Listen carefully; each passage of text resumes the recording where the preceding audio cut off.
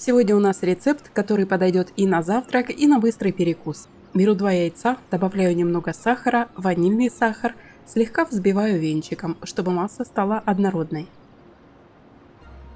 Вливаю немного растительного масла и снова перемешиваю. Все очень просто, доступно и бюджетно. Кстати, напишите в комментариях, какие у вас любимые рецепты из яиц и творога. Мне интересно почитать ваши варианты, а другим зрителям будет полезно. Отдельно беру творог. У меня крупнозернистый, 5% жирности.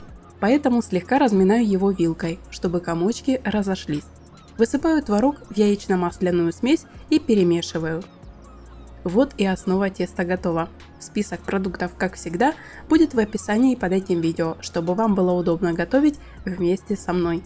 Спасибо за лайки, это очень важно для меня и для развития канала. Ваша поддержка помогает находить простые и вкусные рецепты другим зрителям. Теперь добавляю просеянную муку и разрыхлитель. Количество муки я напишу в описании, но лучше ориентируйтесь на консистенцию, потому что тесто во многом зависит и от того, какой у вас творог. Масса должна получиться не слишком густой, но и не жидкой. Перемешиваю тщательно, и вот теперь время для яблок. Яблоки можно натереть на крупной терке, так получится нежнее, но сегодня я нарезала их маленькими кусочками, чтобы показать вам, какой результат будет при таком варианте. Не забывайте подписываться на канал, включайте колокольчик, чтобы не пропустить новые простые рецепты, быстрые завтраки и бюджетные ужины. У меня на канале много идей, и сырники из творога, и оладьи, и даже крошка-картошка, и драники на сковороде. Все это из серии «Готовим дома» просто, быстро и вкусно.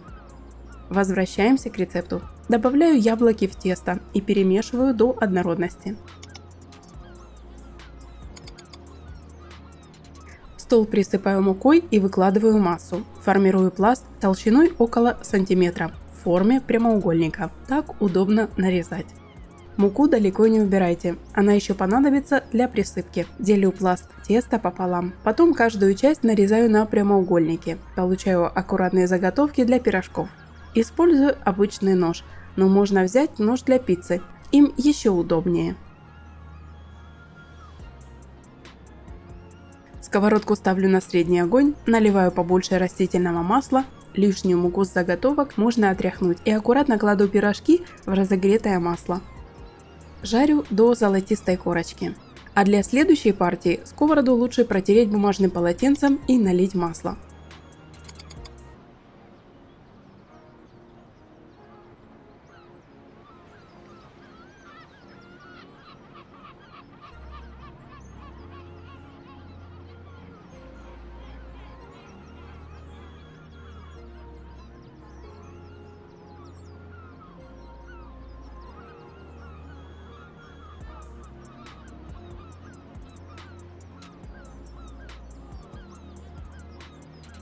И вот целая тарелка жареных яблочных пирожков готова.